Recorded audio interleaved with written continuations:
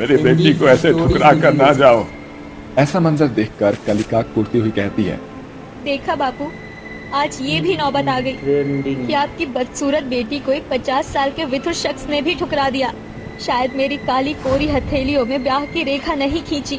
तू मन छोटा मत कर मेरी बच्ची।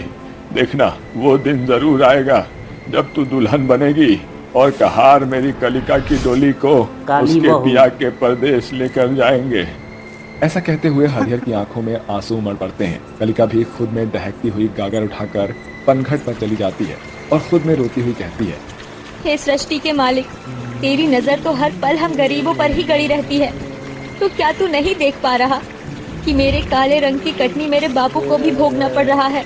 जब तेरा बनाता कुम्हार मिट्टी को गूंद कर निखारने की सामर्थ्य रखता है, तो फिर तूने मुझ बदनसीब के सामने से अपना मुख क्यों फेर लिया है? कलिका की आंखों से बहते हुए आंसू नदी घाट की धारा में घुल मिल रहा था। तभी अचानक से उसके कानों में किसी के कराहने की आवाज गूंजती है, जो पनघट से दूर जंगल से आ रही थी। कलिका पानी का गागर लेकर वहां पहुंचती है। पानी, पानी। अरे, ये आवाज तो इस हिरनी की है। हिरन और शायद ये लड़की। प्यासी है। कलिका उस हिरणी को पानी पिलाती है, जिसके बाद वो हिरणी सोने की बन जाती है, जिसका उत्कर्ष पूरे जंगल में उतर आता है। शुक्रिया, तुमने मुझे बचाया। मैं एक जादुई कस्तूरबा हिरनी हूँ जो प्यास की ललक में मूर्छित हो गई थी। अगर तुम मुझे पानी ना पिलाती तो शायद मैं मौत के फाटक के पार उतर जाती।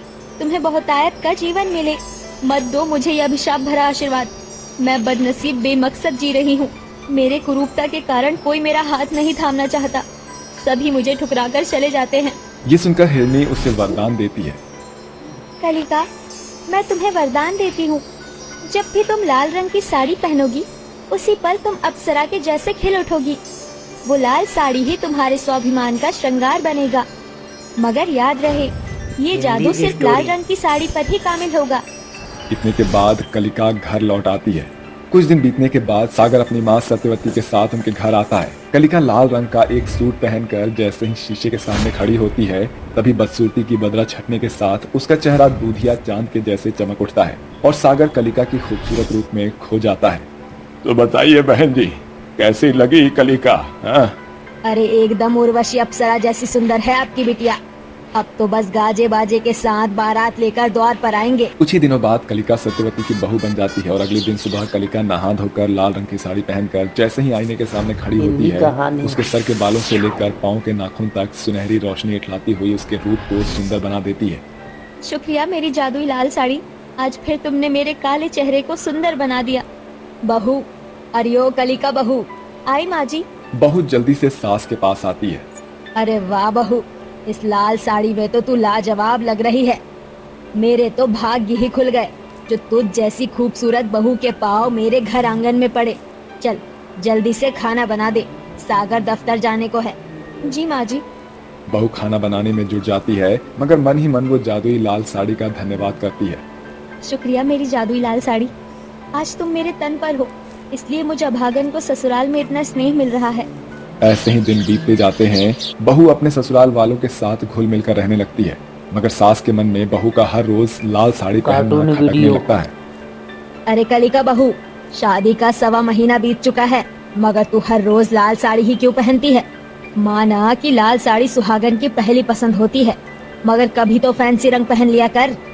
जी ठीक है माँ जी। उस रात सास और पति के सो जाने के बाद बहू खुद से बोलती है।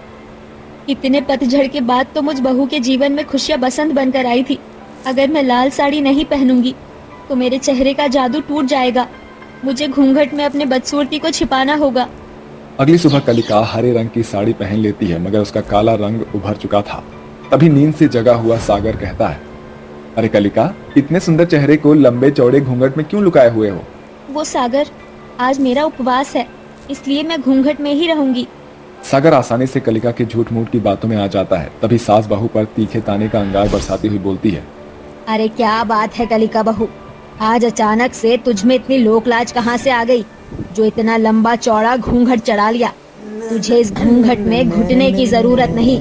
सास की बात सुनकर बहू के हाथ पांव फूलने लगते हैं और वो मन ही मन कहती है, अब क्या करूं? अगर ये घूंघट हट गया तो मेरी बदसूरती बाहर आ जाएगी। नहीं माँ जी, बहू तो घूंघट की ओर में ही शोभा देती है। बहू बड़ी सफाई के साथ सास के सवालों से बच निकलने की कोशिश करती है, मगर सास बहू को शक भरी निगाहों से देखती है। दिन गुजरते जाते हैं और जब कभी बहू जादुई लाल साड़ी पहनती है तो उसके चेहरे पर खूबसूरती का नूर उतर आता है और उस दिन उसे अपना चेहरा छिपाने की जरूरत नहीं पड़ती। दूसरी ओर जब भी बहू किसी और रंग की साड़ी पहनती है तो वो खुद को घूंघट में छिपाती फिरती है। तभी एक दिन की बात है। क्या हुआ माँ, आप किसी गहरी चिंता में डूबी हुई हो, अपने बेटे को नहीं बताओगी? पता नहीं बेटा, पर दूसरे दिन बहू बदली बदली सी लगती है। जिस दिन वो लाल रंग की साड़ी पहनती है उस दिन वो घूंघट तो दूर, सर पर पल्ला भी नहीं रखती। पूरे घर में उसके चेहरे की खूबसूरती चंदा की चांदनी जैसे खिल उठती है। मगर जिस दिन वो दूसरे रंग की साड़ियाँ पहनती है वो घूंघट में रहती है। कोई तो बात है जो बहू हमसे छिपा रही है। हमें बहू पर नजर रखना चाहिए। अगली सुबह जैसे ही बहू अपने काले तन पर लाल साड़ी पहनती है उसका जादू उसके ऊपर छा जाता है और देखते ही देखते साड़ी से फूट रही चमक उसे घेर लेती है और उसका रूप गुलाब के जैसे खिल उठता है। शुक्रिया मेरी जादुई लाल साड़ी। जब से उस हिरनी ने मुझे वरदान दिया, मुझे जिल्लत भरी जिंदगी से छुटकारा मिल गया। मेरा घर बस गया। अपनी बहू का राज जानकर सास और पति अंदर आते हैं। अच्छा, तो अब पता चला तेरी ये खूबसूरती इस जादुई लाल साड़ी का खेल है। जाकर इस संतरी साड़ी को पहन कर आ, हम भी तो देखें तेरा असली हुलिया। ससुराल में जादुई साड़ी का राज खुल जाने पर बहू सास के कहे अनुसार जैसे ही साड़ी फिर बदल कर बाहर आती है उसका काला भद्दा कटा फटा लाल सफेद दानों से भरा चेहरा देखकर सास के होशो हवास गुल हो जाते हैं। आह, नहीं, मेरी बहू इतनी बदसूरत नहीं हो सकती। माँ जी, यही मेरी सच्चाई है। कल मुही करम जली, निकल जा मेरे घर से। छल्ली झूठ की आड़ में नाता जोड़ा है तूने हमसे। मैं क्यों मार रही हूँ उस बेचारी को? जरा देखो उसकी आंखों से बहते हुए आंसू को। माना कि कलिका सुंदर नहीं है मगर वो मन की मैली नहीं है।